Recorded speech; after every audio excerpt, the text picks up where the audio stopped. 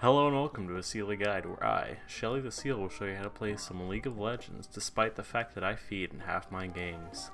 Today I'm going to be teaching you how to play Kai'Sa in Bronze and not feed your ass off, but I already know y'all are going to watch this vid open ranked and go 0-10, so let's get to it.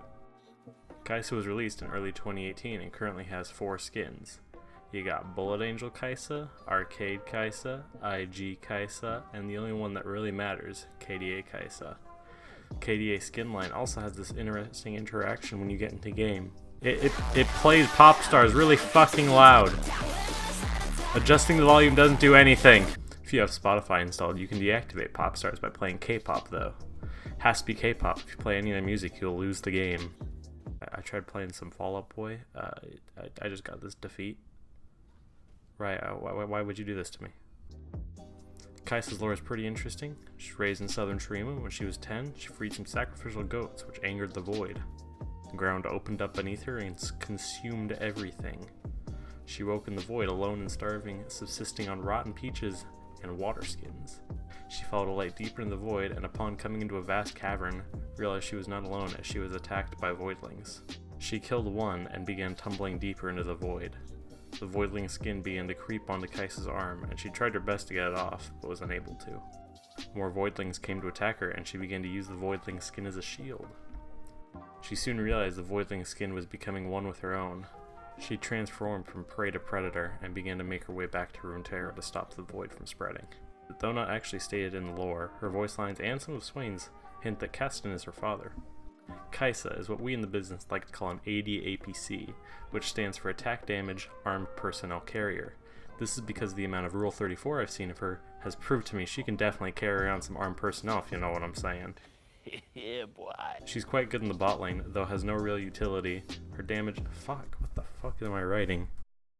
She's quite good in the bot lane, though she has no real utility. Her damage is off the charts. The gameplay is very high risk, high reward, and she's often able to 1v1 champions who might have a little more damage than her. She synergizes well with any support that can provide some CC, as she has no slows or hard CC in her kit.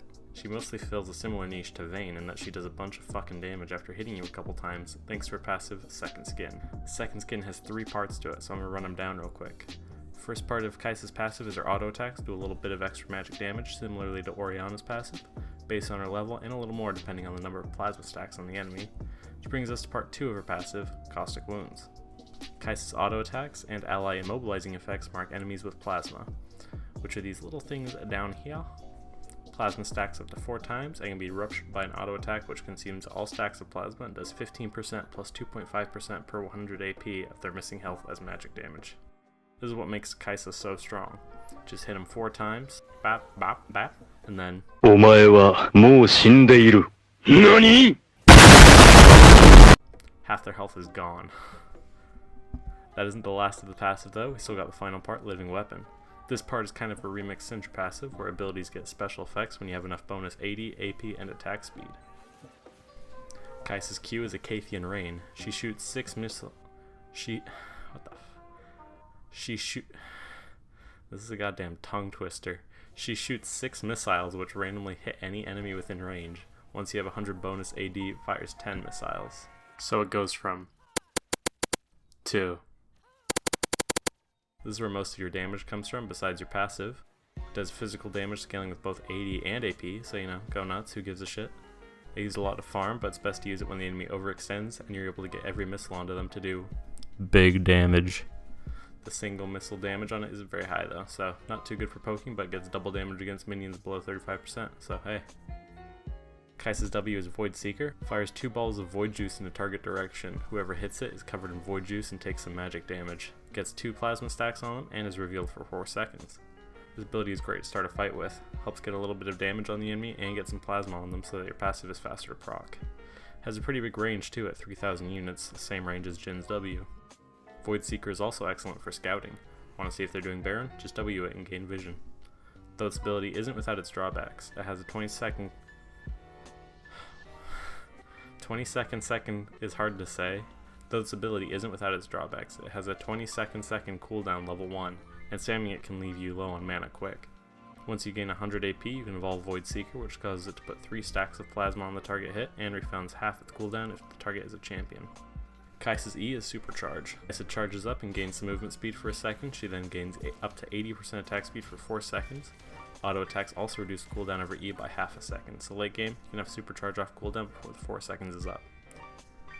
Once Kai'Sa has 100% attack speed though, oh boy, gains invisibility for half a second, which it doesn't sound like a lot, but this evolution is great. This ability is great for catching up with people and initiating fights since it gives you a pretty massive attack speed buff. And finally, Kai'Sa's ult is Killer Instinct. Kai'Sa gains a shield and dashes to a target location near a champion recently affected by plasma. The shield lasts 2 seconds and scales with her AD and AP. Killer Instinct is also Kai'Sa's only ability that doesn't have an evolution. It's Kai'Sa's biggest gap closer and gives her a little bit of repositioning and survivability. It can be used to jump into a team fight or even just to jump to the other side of an enemy champion so you don't get your shit kicked in as fast. Although it is still a dash and can be cancelled by things like Vygar Wall, Yas Tornado, and other shit.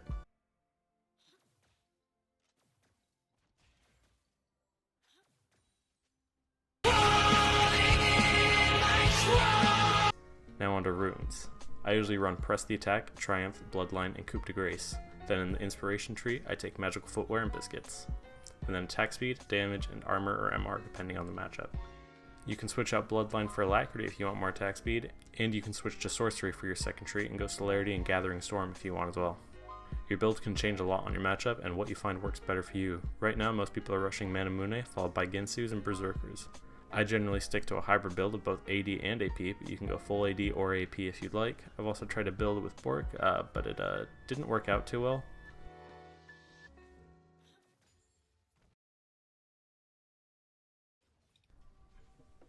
So it's about midnight and I just finished editing this video. I just wanted to thank you for watching to the end. This video did not turn out how I expected it to.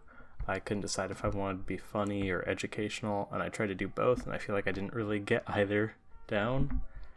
I would very much appreciate it if you would write down in the comments what you think I can improve on, and what you think I should do, like funny or educational.